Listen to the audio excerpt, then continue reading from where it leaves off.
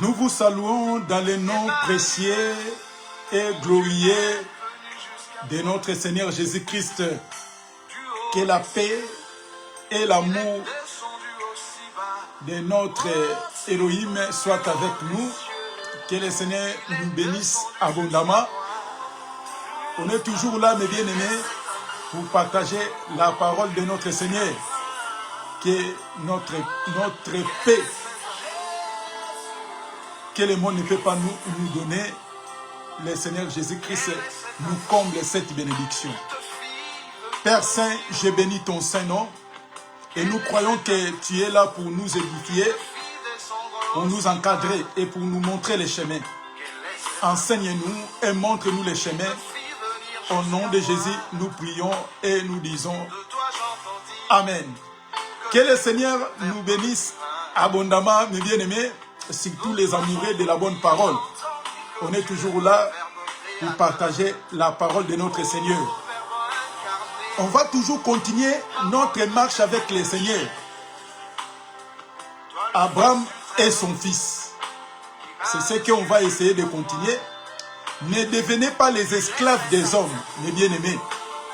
Ne laissez personne de lire les Écritures à ta place. Puisque comme il y a le faux prophète, les faux enseignants sont introduits au milieu de nous, faites très attention. De lire les Écritures, même si quelqu'un il prêche, il faut aller vérifier les Écritures. C'est très important.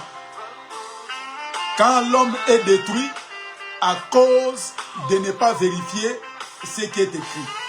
Mais le peuple béréen, il était là, il écoutait et il partait pour vérifier, pour voir si réellement ce qu'ils ont entendu est vrai.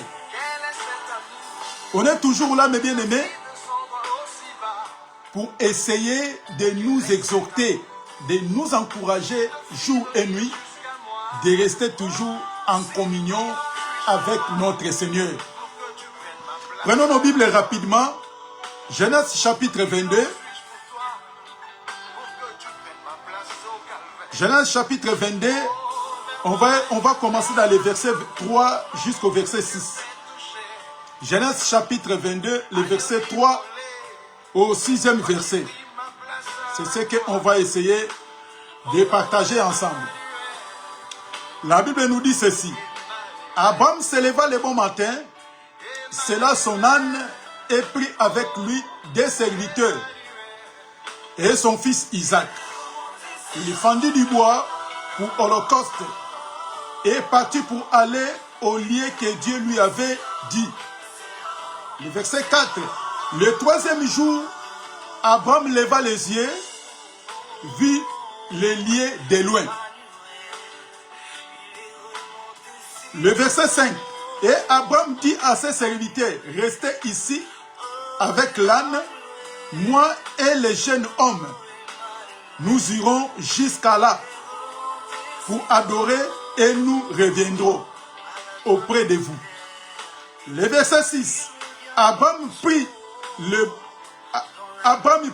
le bois pour holocauste et chargea sur son fils Isaac et porta dans sa main le feu, le couteau. Ils marchèrent tous deux ensemble. Donc, on va essayer de partager cette portion de l'écriture. C'est très important, puisque Dieu est toujours au rendez-vous pour nous encourager, pour nous aider à rester toujours auprès de lui. Puisque en dehors de Jésus, il n'y a aucun autre nom qui peut nous soulager, qui peut nous aider à comprendre surtout les Écritures. Donc c'est pour cela, on est toujours là, afin que la parole de notre Seigneur nous donne la paix et nous fortifie. Puisque le Seigneur est tellement merveilleux pour nous. Donc, ici, on vient de nous lire les Écritures. On a compris que Abraham, il était appelé, interpellé par Dieu de ramener son fils pour holocauste. Abraham est sorti, a pris l'âne, il a chargé l'âne et les serviteurs. Donc c'est ce qu'on va essayer de partager. La Bible dit qu'il a pris les bois, il a chargé un âne et aux deux serviteurs. Il commençait à marcher 2 jours. Et le 3e jour, Abraham déchargea l'âne et les serviteurs. Maintenant, il a pris les fardeaux, il a chargé son fils Isaac. Donc, c'est pour cela qu'on avait dit qu'on va essayer de parler sur la connaissance et la prophétie. Puisque quand nous lisons les Écritures, et quand nous lisons mal, on aura des difficultés à comprendre la pensée de Dieu à travers ses écrits. Ici, il est question de quoi? Les 2 jours signifient le temps de la loi. Le temps de la loi, Dieu marchait avec les prophètes et les sacrificateurs. C'est ça les 2 jours de marche qu'Abraham a fait. Or que quand Dieu marchait avec les prophètes, avec les sacrificateurs, Isaac, il était là. Donc, comme on avait dit que Isaac qui va représenter le Seigneur Jésus, est Abraham comme Dieu. Donc, c'est-à-dire, les 2 jours, Dieu marchait avec le prophète et avec les sacrificateurs. Donc, c'est-à-dire, on va lire un passage. Vous allez comprendre que c'est l'âne qui a porté les fardeaux. On va écouter la prophétie de Jacob. Toujours Genèse chapitre 49. On va prendre Genèse 49. Genèse chapitre 49. On va prendre les versets 14 au verset 15. Nous lisons les Écritures. Là, on est en train de parler sur les fardeaux que Abraham a chargés au âne et aux serviteurs. La Bible dit ceci. Isaac est un âne robuste qui se couche dans les tables. Il voit que ce lieu où il repose est agréable et que le contrée est magnifique. Et il courbe son épaule sous les fardeaux et il s'assujettit à un tribut.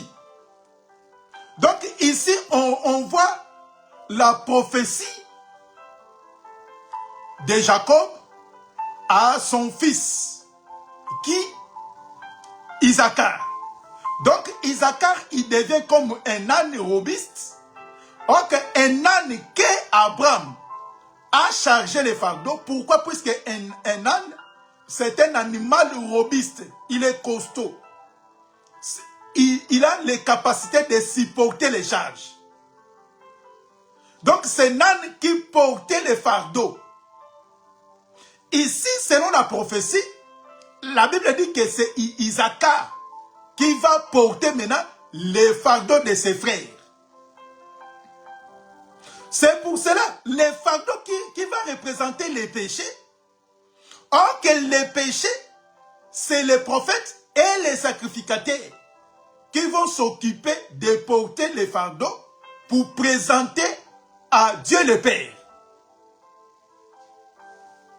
Puisque comme c'est le péché, donc le fardeau c'est le péché. Prenons un passage. On va expliquer. Ésaïe chapitre 38. Ésaïe 38.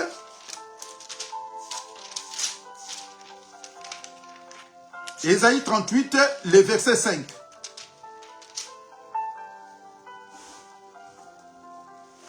Ésaïe 38, le verset 5.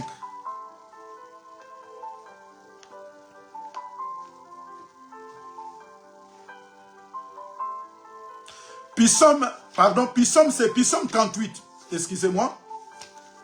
C'est le Psaume 38, pas Ésaïe. Psaume 38, le verset 5. Nous lisons les Écritures. Psaume chapitre 38, le verset 5. Mes iniquités s'élèvent au-dessus de ma tête comme une lourde fardeau. Elles sont trop pesantes pour moi. Je recommence. Car mes iniquités s'élèvent au-dessus de ma tête comme une lourde fardeau. Elles sont trop pesantes pour moi. Donc, c'est-à-dire, comme le péché est tellement lourd, David ne pouvait pas porter ses péchés. Le péché est tellement lourd. Il ne pouvait pas. C'est pour cela, le péché, ça sera porté à qui? À Nan et aux prophètes. Donc, souvenez dans les sanctuaires, dans les sacerdoces lévitiques, c'est animal qui va porter le fardeau pour le péché de l'homme. Puisque aurait de l'homme d'être pendu ou d'être écarté, éloigné, ils vont prendre l'animal, être égorgé pour que l'homme soit libéré. Donc c'est pour cela, les 2 jours qui vont représenter le temps de la loi, les prophètes et les sacrificateurs, c'est eux qui vont prendre les relais, qui vont prendre comme une pont entre l'homme et Dieu. C'était des Lévites. C'est pour cela, ils vont marcher pendant 2 jours. Et le 3e jour maintenant, comme c'est le péché tellement lourd, maintenant il y aura un changement. C'est le fils maintenant qui va porter les fardeaux. Donc quand on regarde, on voit directement que c'est le changement des sacerdoces. Donc sacerdoce lévitique, cet animal qui était chargé de décharger l'homme. Et maintenant, les sacerdoces étant changés, c'est maintenant le fils qui va porter maintenant les fardeaux. Écoutez très bien mes bien-aimés. Les amoureux de la bonne parole. Toujours dans notre émission, que dit la Bible? Que dit la parole de Dieu? Vous connaîtrez la vérité et la vérité vous affranchira. Donc la vérité qui va nous rendre libres. Donc tout le temps de l'ancienne alliance, c'était les prophètes et des Lévites qui prennent les fardeaux du peuple présentés à Dieu. Maintenant, comme les sacerdoces étant changés, ce n'est pas moi, c'est les Écritures. Livre des Hébreux, la Bible nous dit ceci. Hébreux chapitre 1. Écoutez, hein. Hébreux chapitre 1, les versets 1 à 2. Nous lisons les Écritures. Après avoir autrefois à plusieurs manières, à plusieurs reprises et de plusieurs manières, parlé à nos pères par les prophètes, Dieu dans ces derniers temps nous a parlé par le Fils qu'il a établi héritier de toutes choses, par lesquelles il a aussi créé le monde. Vous voyez? Donc tout au long de l'ancienne alliance, Dieu parlait par les prophètes. D'une manière et d'une autre, plusieurs manières à plusieurs reprises. Dieu parlait à nos pères par les prophètes. Mais Dieu dans ces derniers temps nous a parlé par le Fils. C'est pour cela il faut qu'il y ait un changement de sacerdoce. Donc on a les sacerdoces lévitiques qui est sacerdoce terrestre et charnel. Et on va passer maintenant dans les sacerdoces sacerdoce royal qui est céleste. C'est pour cela Abraham il devait décharger l'âne. Maintenant porter les fardeaux à qui? À son fils. À son fils Isaac. C'est Isaac maintenant qui va porter les fardeaux. Il va ramener les fardeaux jusqu'à l'endroit, au lieu qui était destiné pour les sacrifices. Là, on va comprendre maintenant Matthieu chapitre 11, le verset 28. Dans Matthieu chapitre 11, le verset 28 à 30, la Bible nous dit ceci. Matthieu 11, 28 à 30. La Bible dit ceci. Venez à moi, vous tous qui êtes fatigués et chargés, et je vous donnerai du repos. Vous voyez maintenant, Matthieu chapitre 11, les versets 28 à 30, la Bible nous confirme maintenant. Comme c'est Nan et les serviteurs qui portaient les fardeaux, maintenant comme il y a un changement de sacerdoce, il n'y aura pas Nan ou le serviteur qui va porter les fardeaux, maintenant ça sera le fils. Puisque le fils qui est habitué de porter les fardeaux. Nous disons que dès le commencement, il était là. La création. Quand Dieu créait le monde, le fils, il était là. La Bible dit qu'au commencement était la parole. Et la parole était Dieu. Et la parole faite chair, habitée parmi nous. Donc, c'est-à-dire, quoi que Dieu marchait avec le peuple hébreu, il était là.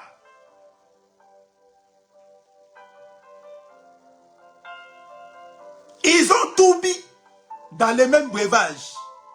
Et les rochers qui les suivaient étaient Christ. Donc, c'est-à-dire, dès le commencement, le Christ, il était là. Il marchait. Mais pour voir que Christ, il était là, il faut que Dieu vienne t'aider à ouvrir les yeux pour voir que oui, Christ, il était dès le commencement.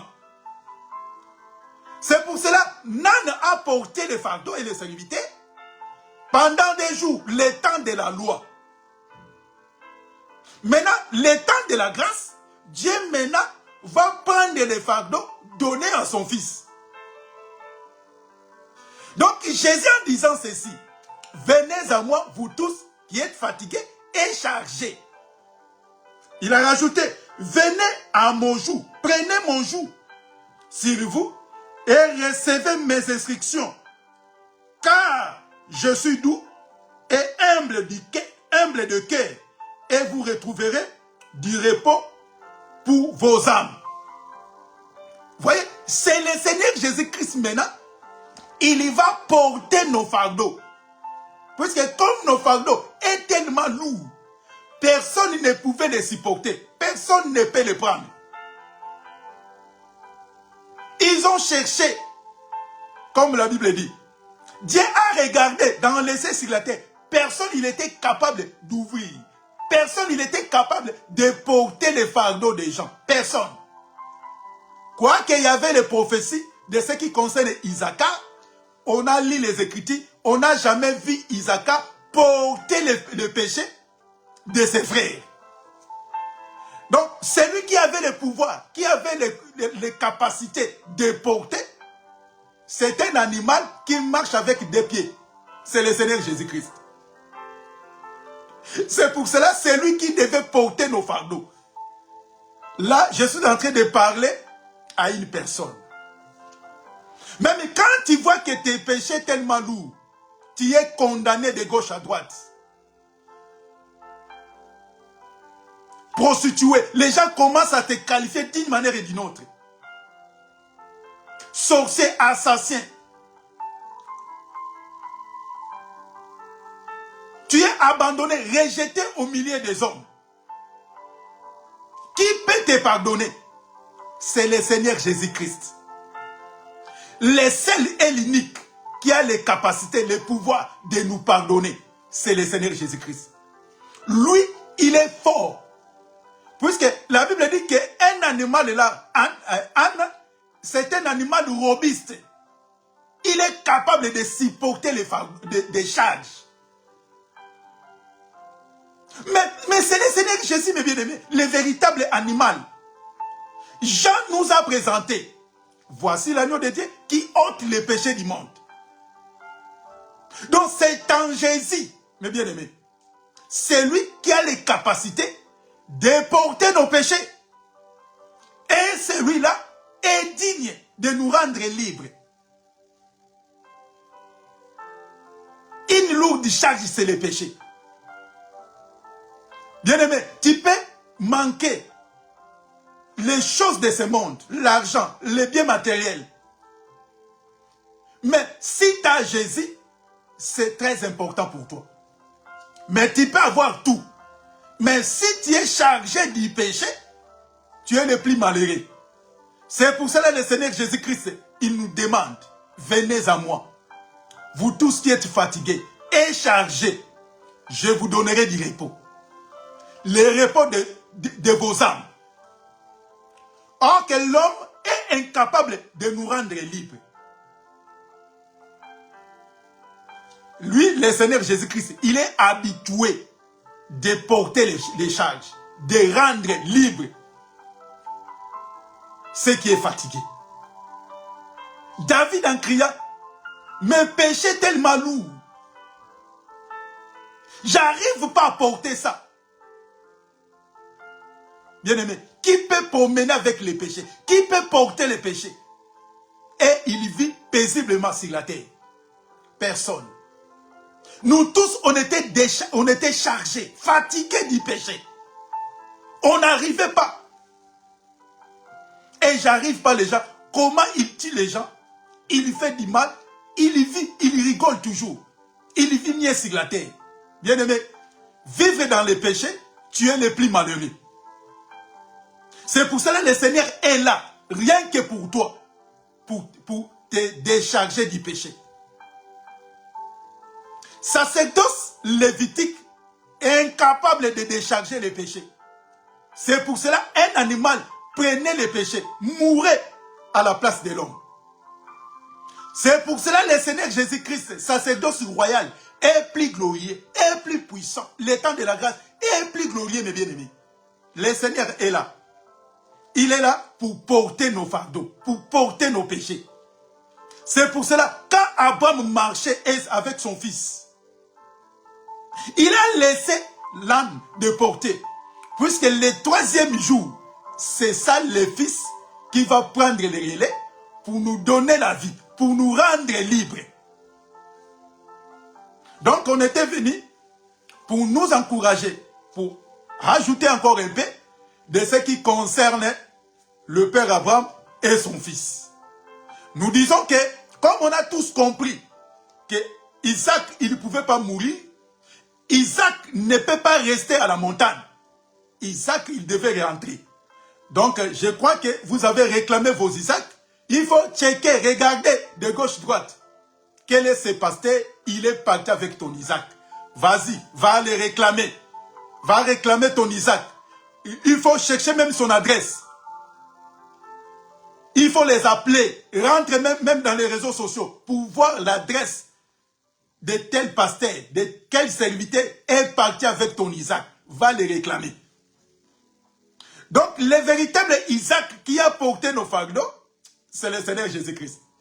Que la paix et l'amour de notre Seigneur nous soient donnés.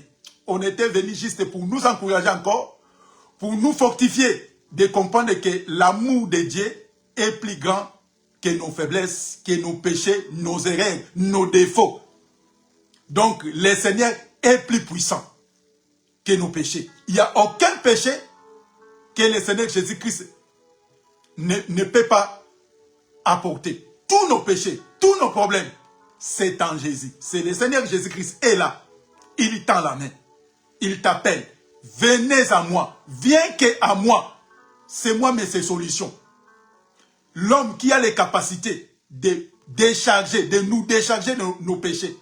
Il n'y a aucune offrande, il n'y a aucun sacrifice qui peut pardonner nos péchés si ce n'est que le corps de notre Seigneur Jésus-Christ.